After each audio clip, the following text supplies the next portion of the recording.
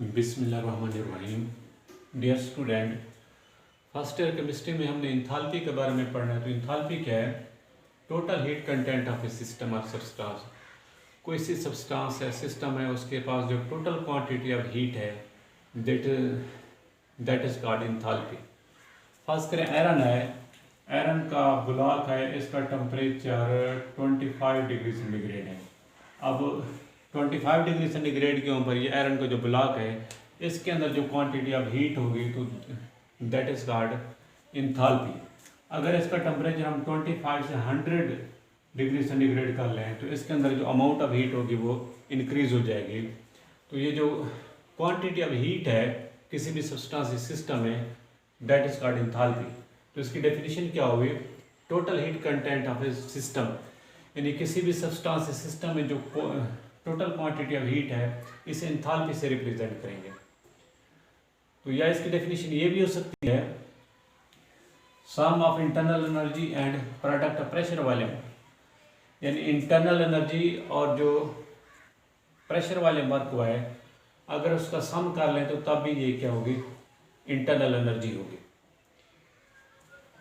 अब जैसे ये कोई सिस्टम है, इसके अंदर अमाउंट ऑफ गैस मौजूद है, इसको हम Q amount of heat supply करें। Q amount of heat supply करने से पहले इसकी इंटरनल एनर्जी कम थी, E1 थी, अब इसकी इंटरनल एनर्जी बढ़ गई, E2 हो गई है। इसको वॉल्यूम चेंज हो गया है, यानी प्रेशर वॉल्यूम वर्क हुआ है। इंटरनल एनर्जी के अंदर जो चेंज आई है और जो वर्क हुआ है जो ना pressure volume work, Q amount of heat supply करने से, यानी change of internal energy and product of pressure volume work is called enthalpy. तो इसकी डेफिनेशन क्या होगी? Sum of internal energy and product pressure volume work. Enthalpy को हम represent करते हैं H is equal to E plus P we.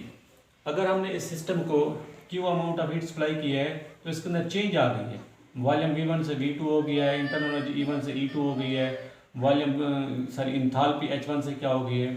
H2 हो गई। तो इसके अंदर जो चेंज आई है, चेंज को हम डेल से रिप्रेजेंट करेंगे। तो ये हम लिखेंगे del H is equal to del E plus del into P we.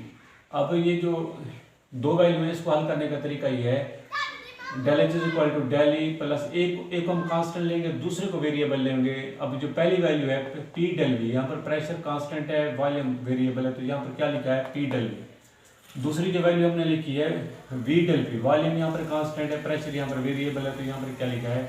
We del P लिखा है। तो ये क्वेश्चन क्या बनी है? Del H is equal to del E plus P del V plus V del P. Enthalpy constant pressure के ऊपर होती है, यहाँ पर लिखेंगे at constant pressure change of pressure 0 के बराबर है। जब ये चेंज ऑफ प्रेशर यानी डेल पी 0 के बराबर है तो इधर जो वॉल्यूम होगा तो वो भी 0 के बराबर होगा। तो ऊपर वाले क्वेश्चन हम लिखेंगे del H is equal to del E plus P del V. ये जो वी डेल पी ये खत्म हो जाएगा, डेल पी यहाँ पर 0 है तो वॉल्यूम भी यहाँ पर क्या हो जाएगा? 0 हो जाएगा। तो ऊपर वाले क्वेश्चन हमने ये क्या बना लिया? Del H is equal to del E plus P del V. अब ये जो क्वेश्चन फर्स्ट है, इसके अंदर चेंज इन वॉल्यूम है, तो जहाँ पर चेंज इन वॉल्यूम होता है वो गैस के लिए एप्लीकेबल है। तो यहाँ पर जो क्वेश्चन फर्स्ट है इसके बारे में हमने लिखा है this is applicable for gas for the liquid and solid. Liquid या सॉलिड में, तो लिक्विड सॉलिड में क्या होगा? चेंज इन वॉल्यूम 0 होता है, डेल भी यहाँ पर 0 होता है।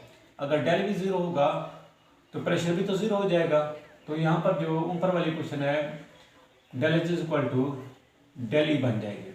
For the solid and liquid del V change in volume 0 के बराबर है। For the so question first become, अब जो क्वेश्चन फर्स्ट है तो ये क्या बन जाएगी? Del H is equal to del E बन जाएगी। अब सॉलिड या लिक्विड में चेंज ऑफ वॉल्यूम क्यों 0 होता है? क्योंकि जो सॉलिड या लिक्विड के अंदर पार्टिकल होते हैं, यानी एटम है, आयन है, मॉलिक्यूल है, ये इतने करीब होते हैं कि इनके ऊपर अगर प्रेशर अप्लाई करें मजीद करीब नहीं हो सकते। इस वजह से सॉलिड या लिक्विड में चेंज इन वॉल्यूम क्या होगा?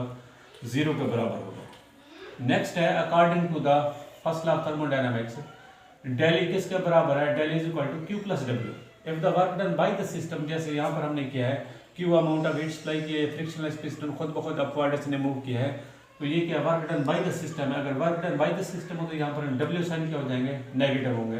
अब ऊपर वाले क्वेश्चन हम लिखेंगे del is equal to Q minus W. In case of expansion work, अगर वर्क यहाँ पर एक्सपेंशन वर्क हो तो डब्ल्यू किसके बराबर होगा? पी डेल वी के बराबर होगा। तो ऊपर वाले क्वेश्चन लिखेंगे del is equal to Q minus P Q minus P del V. अब ये जो क्वेश्चन 2 है, यहाँ पर डेल ई की वैल्यू हमने किसके अंदर पुट करनी है, इक्वेशन फर्स्ट के अंदर पुट करनी है। हम लिखेंगे putting the value of del E from equation 2 into the equation 1। तो ये हमारे पास इक्वेशन क्या बनेगी, del H is equal to Q minus P del V plus P del V. अब इधर माइनस पी डेल वी है, इधर plus P del V cancel हो जाएंगे, तो ऊपर वाले इक्वेशन बनेगी del H is equal to Q। Enthalpy constant pressure के ऊपर होती है, तो हम लिखेंगे at constant pressure del H is equal to Q P. अब ये जो स्मॉल पी है ये किसके लिए, कांस्टेंट प्रेशर के लिए, small Q amount of heat के लिए, डेल एच क्या है, चेंज ऑफ इंथैल्पी।